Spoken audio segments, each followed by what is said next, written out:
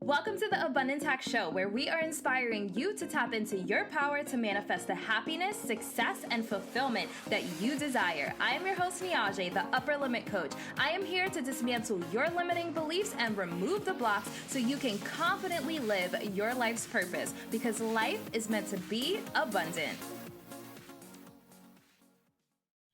Hey M&Ms, thank you for tuning in to the Abundance Hack Show. What are you manifesting in your life today? I am super excited about today's guest, Ken Blackman. We are going to talk about relationships, connection, and building true intimacy. But before we dive into today's topic, Ken, I want to ask you, what does abundance mean to you?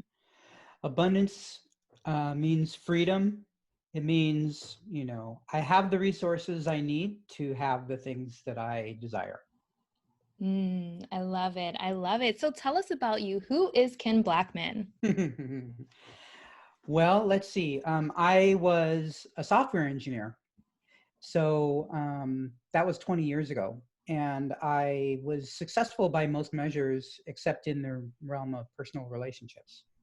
So I needed to make a major change back then. And my process of doing that changed me and changed how I relate with people so much, and especially how I relate with women so much, that I decided to change careers and just actually help other people have really fulfilling relationships. That was 20 years ago, and I haven't looked back. I love it. I love it. So one of the things that drew me to you and wanting to have you on the show is your title on your page says Powerful Women, Confident Man. Yeah. And I love that so much, because I know a lot of powerful women have a hard time in relationships. If a woman is successful and, she's thriving in her career, that creates sometimes a disconnect in relationships and having intimacy. So why is that kind of your slogan? Yeah, you're totally speaking my language here. So this all dates back to like the remnants of the 1950s. Now in the 1950s, right, everyone kind of had this sense of how it was supposed to be, where, he's the breadwinner and the provider and the protector, and she's the nurturing homemaker, and like he's like rational and the head of the household, and she's, basically her role was to be in charge of the emotional well-being of everyone in the household. That was actually her job. And for her to be anything more than that was a threat to the relationship. And so I think even today, as enlightened as we think we all are, there's still hints of that, right? Like, I heard this interesting thing that the US Census compared their numbers, like the income that they get reported, to the IRS, the actual like numbers. Because on the census, you can say anything you want. And in households where women are the higher earner, both the husband and the wife lied. They exaggerated their numbers to try and close that gap. They reported his numbers higher and her numbers lower, trying to hide that gap. Why? So I've been looking at this thing where he's the provider and the protector, she's the nurturer. If that's the old skill set, and if that skill set doesn't necessarily match us today, what is the new skill set? And after 20 years of working with people, what I came to is most of a guy's struggle in a relationship have to do with his confidence and his intuition. And most of the struggle she has is in fully claiming her power and in prioritizing her pleasure. So if those four things take place, the relationship starts thriving. So I just decided to, the book that I'm writing right now is called Powerful Woman, Confident Man, right? How can she be powerful? How can she be focused on her pleasure? How can he show up confidently and intuitively, not trying to like follow a formula? I love it. I love it. So what would you say is the biggest struggle that you see with clients that you work with? Yeah. So it's all over the map, really. He might be arrogant and, you know, headstrong and stuff like that, or he might be accommodating and like overly just not having any like fight to him. Neither one of those is going to work, and both of those are like him being stuck in his old way of doing things. So when I talk about confidence, what I mean is like the confidence to take the lead, but also like it takes confidence to apologize to somebody, like to really say, wow, I was wrong, and not have your ego get involved in it. That takes confidence, you know? And then there's the question of how does he know when to take the lead and when to follow her lead? And that's where the intuition comes in, right? Like guys always say, I wish I just had the instruction manual. And there isn't any instruction manual. But you know what I say to the guys? Or he'll say, you're being irrational. And he'll think he won the argument. Well, of course, relationships are irrational. He's irrational too. He just doesn't recognize it. Mm. So all of that is trying to stay in his analytical brain, his thinking brain, his like, I can calculate the right answer, instead of this intuitive part of him that just senses, you know, if I can wake up his intuitive sense, he'll know she's communicating to him all the time what it is that she wants all the time. Oh, yeah, we do. We do. It's just being able to pick up on those signs. Yeah, I love it. So do you primarily work with men or do you work with women as well?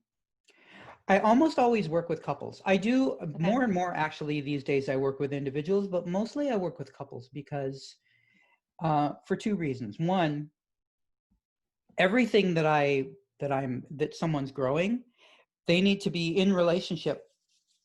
They need to be actually getting into the game, getting into the ring and putting it to practice so that they can work on it and grow. There's a lot of like personal inner work that happens, but that's not my focus. My focus is in what happens in relationship. And then the second reason is if they're in a relationship, they have skin in the game. Like they have something that they're at risk of losing. Like they want this relationship to work. So when there's skin in the game like that, there's all kinds of things I can ask someone to do that they wouldn't be willing to do otherwise, right? You know? Yeah, I love it. So what does the term conscious relationship mean to you? Conscious relationship means that you step out of the just like unconscious pattern. You step out of the just like doing it by rote, you know, or doing it according to a pattern. And you actually pay attention to what's right. What's the right thing to do right now? What feels good right now? And this particularly comes up in the bedroom, right? Like if you're just going around the bases, so to speak, and like, okay, now we're going to do this, now we're going to do this, now we're going to do this, now we're going to do this. That's there. You can kind of go unconscious while you're doing that. But the real juice is in being fully present. And maybe that's not how it's going to go this time. Like having it be different every single time. I love it. And that goes back to tapping into that intuition and trusting your intuition. I think that part of what I love about this podcast is reprogramming our subconscious, because we have what society tells us we should be doing, what our parents taught us we should be doing, and what we think we should be doing according to societal norms. So just peeling all those layers back and really getting to our intuition, our inner voice, and our inner guidance. And I think that's really, really powerful, especially in relationships. Yeah. And that also brings us back to what we were talking about earlier about like, you know, the more money a man has, the more physically attractive he is, or the more smart he is, or the more, you know, charming he is, the more outgoing he is. Like it's kind of this upward curve where the more of those qualities he has, the more attractive he is. And for some reason, when it comes to women, there's this built-in thing where it's like somehow we have this idea that she can be too smart, too attractive, too confident, right? Too self-assured, too in ownership of her own sexuality, right? Making too much money. No, no, no, no, no. Like I get guys who say, no, I would want that woman who has all those qualities, but they haven't been taught how to relate with a woman who has those qualities. They've been taught how to relate with a woman who's kind of somewhere lower on the bell curve where they don't feel threatened or they don't feel intimidated, right? Mm. Well, I I I encourage guys to step into that territory and figure out what it takes to actually date and be with and make a woman like that really happy and like meet her where she's at, right? Mm-hmm. So can I give you like my feedback on that? Yeah, please So do. I feel like it's kind of like guys, they want to date someone in their league. You know how guys will say like she's out of my league, like that woman that is successful and it is gorgeous and is, you know, all of these things. Like you said, they're not taught how to relate to that type of woman. So rather than going for someone that a man sees as like out of my league because maybe she feels intimidated by her, a man will go after a woman that seems a little more attainable, in my opinion. And to me, it's like, why not go for that woman that you think is out of your league? Because it's going to force you to grow. It's going to force you to step up your game. Yeah. So in my head, I'm like, go for that woman that you think is out of your league because she's going to be the one that challenges you and it's going to help you grow and really step into your power as well. Yeah. Confidence and self-esteem, right? That's what we're talking about. And I'll tell you my story. So I I don't know, like your listeners probably won't know this, but I'm 5 feet tall. I am 5'0". Okay. So when I was younger, and I also was not skilled with women. I just didn't know what I was doing.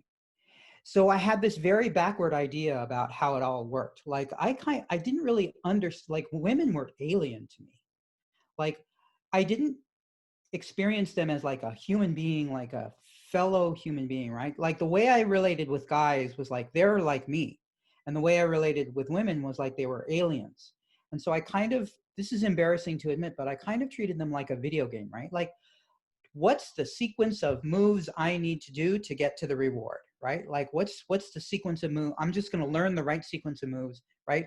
I had this very kind of plastic idea. I didn't have a fully rich, complex idea of what this alien creature was, right?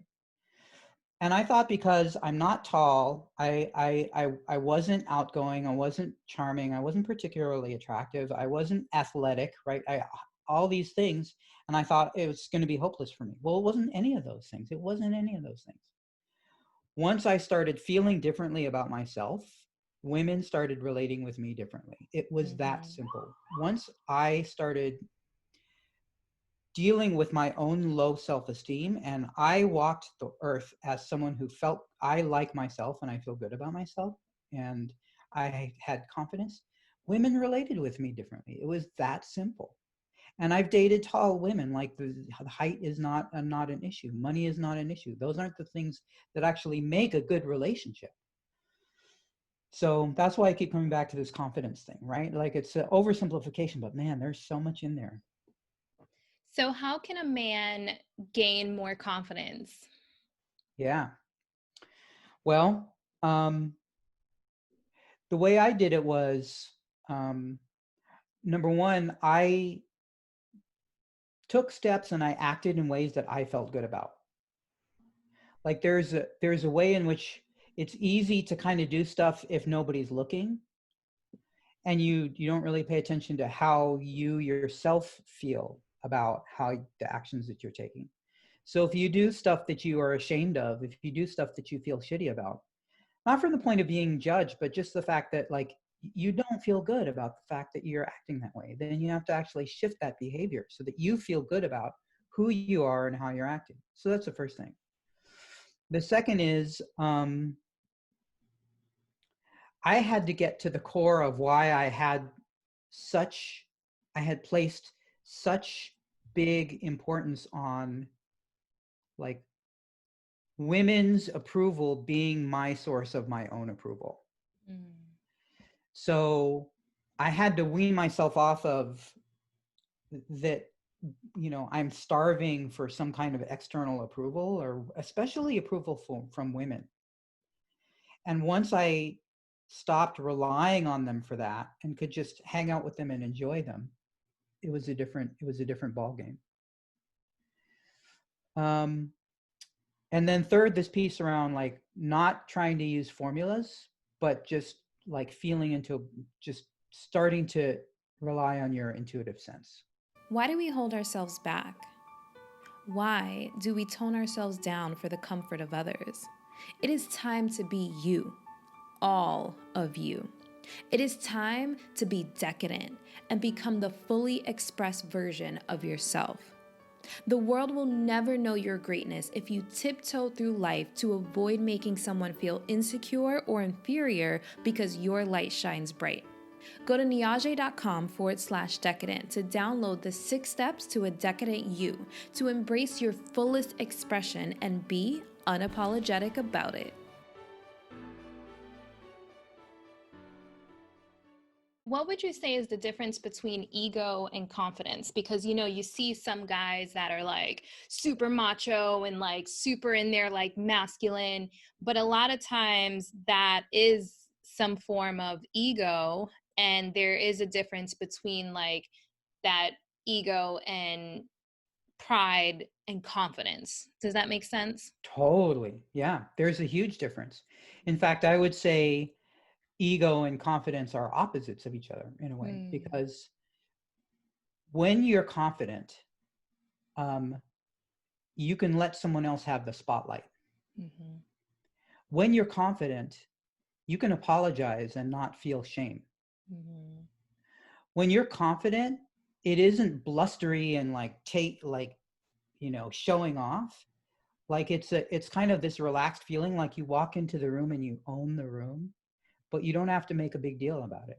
Like it's just something that radiates off of you. It's confidence is easeful. Ego is efforting. Confidence feels good to be around. Confidence is equal parts humility, right? I have nothing to prove to anybody. Do you know what I mean? That's confidence, right? Yeah.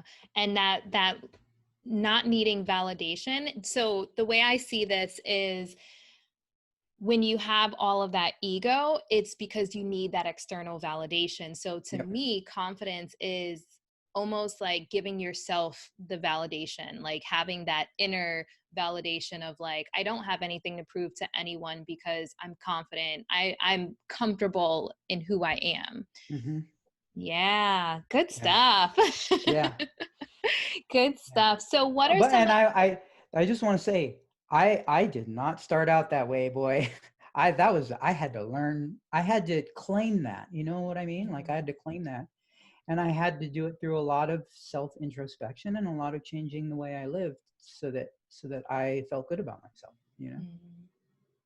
Yeah, I think we all go through some level of that. So I think a lot of it stems from our childhood, where if you had parents who didn't give you words of affirmation, for example, then you're starving for that external validation because you didn't get it. So it really goes back to like our inner child. Like, does our inner child need that validation from others because we didn't get it as a child? Or maybe your parents were overly affectionate and it sends you in the opposite end of the spectrum. So I think all of our challenge as adults is finding that happy medium, finding the Mm-hmm. balance between the two.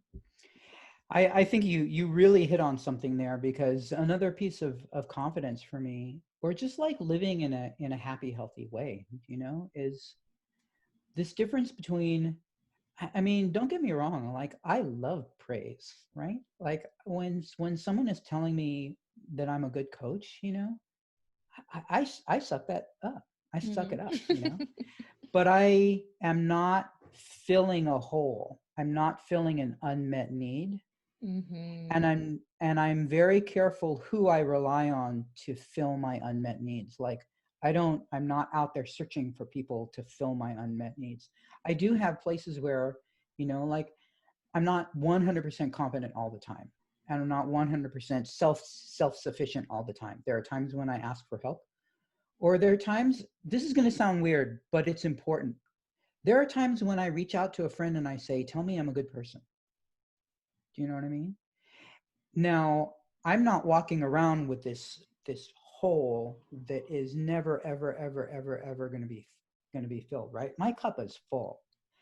So when my cup gets empty, or when I have a moment of self-doubt, I do call on other people to help me with that. But that's different from walking around starving. Does that make sense? Yes, it totally makes sense. Yeah. Yeah, I love it. Because a lot of when your cup is empty, and it's funny because that's one of my favorite quotes, you can't pour from an empty cup, so you have to take care of you first. So I always talk about filling your cup. So I love that you said that. But I think that when we are completely depleted and we're looking for that external validation from a place of like not healing internally, it's almost like nothing anyone says is going to fill that void until you work on you. And then when you're in a place where you are comfortable with you, then you may have a moment, because we have challenges in life. You may have something going on that where you need that little extra boost, is essentially what I feel like you're saying. You just need that little extra boost, but you've done the inner work to where your cup is not depleted. Did I say that right? Yeah. Yeah. And I would, there's, the worst part about it is we've been lied to about what's going to fill us up. Mm-hmm. So it could be money. And, once you've had money, you realize, oh, that's not necessarily the thing. But I'm going to use an example, a different example, which is when I was young, a young man, I should say. I believed that if I had a really hot chick who wanted to have sex with me all the time and loved and adored me, that that would be, I couldn't think of anything else that would make, like, my life would be complete. That would be it. I would have everything that I wanted. Until I had that in abundance. And then I had to confront, oh, that's not actually the thing I'm hungry for here. Mm-hmm. And I had to confront that actually my most once I wasn't like sexually starving anymore, I had to confront that what I was enjoying most was the conversations that we were having. Like, we would have this conversation and she would tell me something that most guys don't get to hear, right? Or a lot of guys don't care about, right? But I was a sponge. I drank up all those moments of intimacy and connection and stuff like that. And I realized that was actually the nutrient that I had been thinking I would get from sex. Mm-hmm. And so that is a tough lesson. And I'm often talking to guys who are focused on how am I going to get the woman in bed? And I can only I can only sit there and watch and somehow let them know that the thing they're actually hungry for isn't what they think it is. Because that was me, right? And I've had the same issue with money. Like I've had times of wealth and times of poverty. And I remember what it feels like to be in times of poverty and think that wealth would be the solution until I had it, and then realized, oh, that's not actually the thing. So the process of learning what you actually are hungry for, what actually does fill your cup, and then being surprised by like, oh, I didn't know it was going to be that. Mm-hmm. Ooh, all right. So this is going to get juicy now. So I love that you said that, because I 100% agree. It's like these surface things that we desire, or the instant gratification that we desire, but it's not actually feeding our soul, which is why I think so many people are suffering in silence, and they have these voids and they're masking it with alcohol and drugs and gambling and video games, when it's really because we are craving more connection, which is what brings me to the stable ambiguity, because that's the original post that we actually connected on. So Esther Perel I'm going to read this definition really quick just for the audience so they understand the context of like what initially connected us. I did a Facebook post about stable ambiguity, and Esther Perel defines it as being too afraid to be alone, but unwilling to fully engage in intimate building, a holding pattern that affirms the undefined nature of the relationship, which has a mix of comfort and consistency and the freedom of blurred lines. So the way that I say this these days, there's a lot of situationships, and there's this, we're not together, but we're not together. And a lot of people find themselves in these patterns. And then there's also people who, out of obligation, get married, or they are in a relationship, but it's a surface relationship because they're not really building connection. They don't really know each other on a deep level or know what sets each other's souls on fire. So one of the things that I always say is we have to cultivate deeper connections. And this stable ambiguity it's a thing these days. So like, I feel like it's something that is causing us a lot of pain, and people don't realize it because they haven't done the inner work. So first, how do you feel about everything I said? And then how do we fix it? Oh man, there is so much to say in this. Like, how many hours do we have to talk about just the nuances and complexities of just even what you've said so far? Because there's a big difference between like fear of commitment, meaning,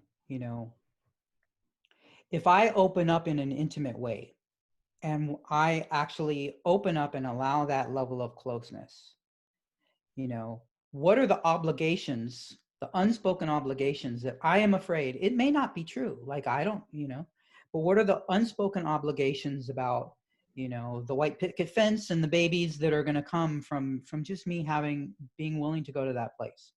And so, we conflate these two things. Like, we're all hungry for connection, we're all hungry for intimacy, but we keep part of our door closed because of this fear of, what are we committing to? Like, what is the, like, is this person going to drive up with the U-Haul and move in because we had this moment of just really special intimacy? Mm-hmm. And so it stems from a fear that you can't actually have it the way you want it.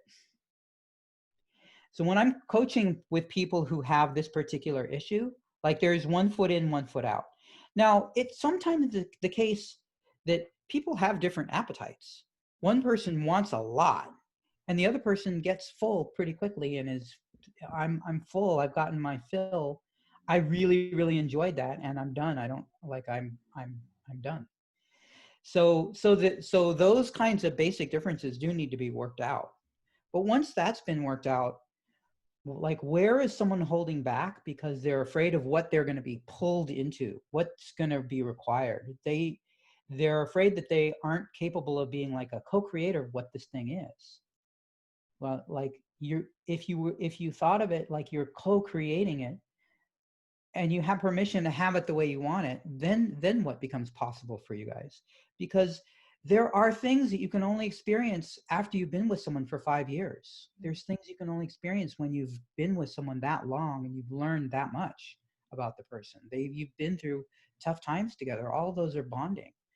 Like people's love life, they worry that after the first year or the first couple of years, it's going to go downhill. No, there's the possibility that your sex life could be better after 5 or 10 years than it was when you started. Like, there's things you just keep getting better at it if you have that as a goal.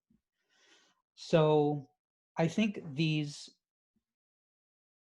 kind of halfway in and halfway out is just because of they're afraid they're going to lose control, and they'll lose their ability to say what they want.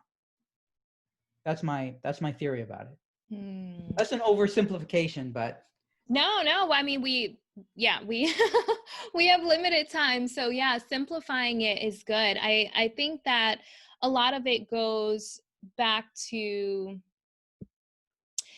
are we living from a place of fear, or are we living from a place of love? And I think that for me, I can say that a lot of times I would think like, oh, I just want to be in a relationship, or oh, I just want to be married, thinking that these labels are the thing that I'm hungry for. But what I'm really hungry for is connection.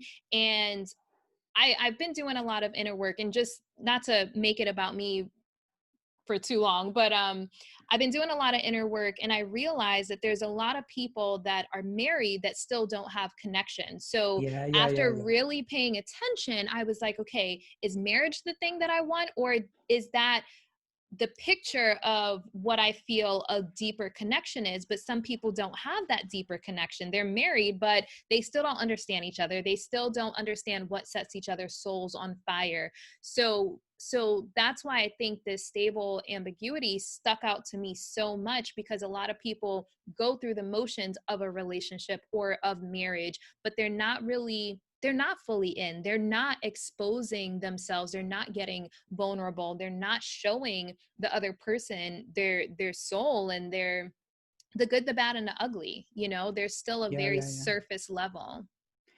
Yeah, that's partly why, so either when a couple comes to me, there's one of two possibilities. Again, I'm oversimplifying, but it'll make the point. So there's the ideal checklist couple, right? Everything on paper looks perfect. Like this person is perfect. Like there's all these positive qualities, and they feel the same way about me. Like the template that I had before we got together, they match the template. Mm-hmm. And I don't know why we're not happy. So if a couple comes to me like that, that's hard to work with, because if you've got the template and you don't have connection, there's not a lot that I can do. Like all I can really do is start working with them as individuals, rather than, I'm not really even doing relationship coaching.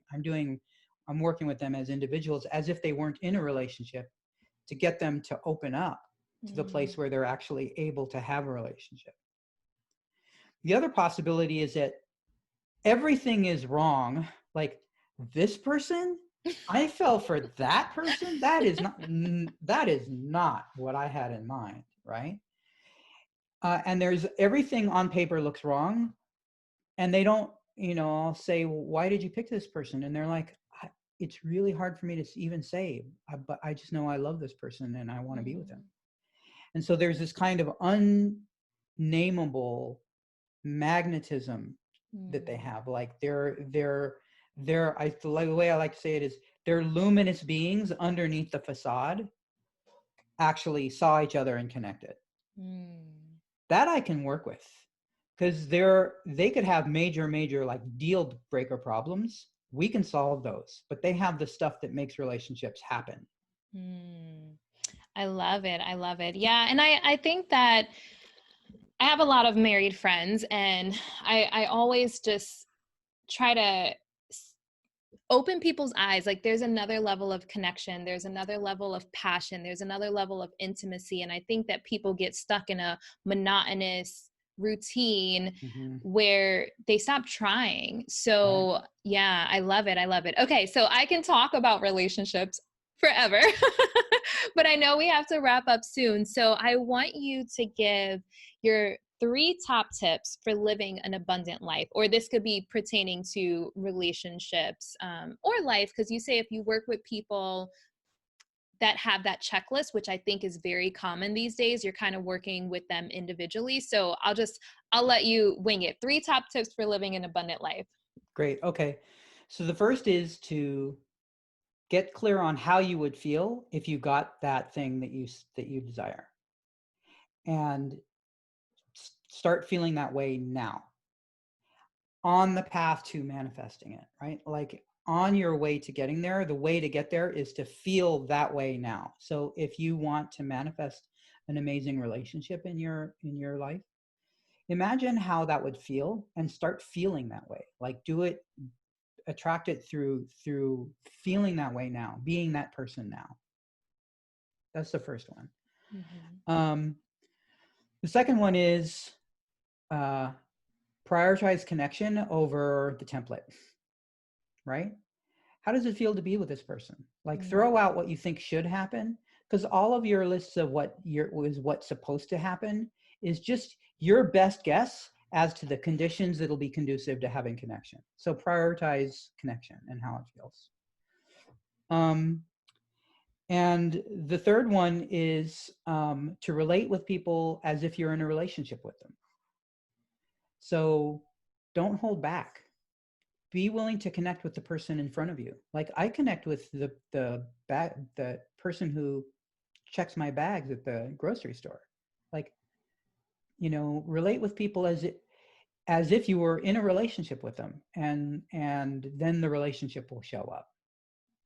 I love it. I love it. So where can people find you online? You can check me out at kenblackman.com. Okay, awesome. I will have that in the show notes. And any last tips before we go? I have so many more questions that I feel like I could ask you. But man. Just so your listeners know, like this was the first time we got a chance to connect, and I'm so glad we did. Like I could sense there's lots and lots more we could talk about and just vibe on. Yeah, so we'll definitely do a round 2 because I have so many more questions. We could talk about attachment styles and love languages and all the things. Great. So we'll schedule a second interview. Thank you so much for coming on. And until next time, guys, love and light. Thank you for tuning in to the Abundance Hack Show. I would love to hear from you. Leave your comments and questions, and don't forget to subscribe so you don't miss any of our yummy episodes. Every time you leave a 5-star rating or review, I do my happy dance.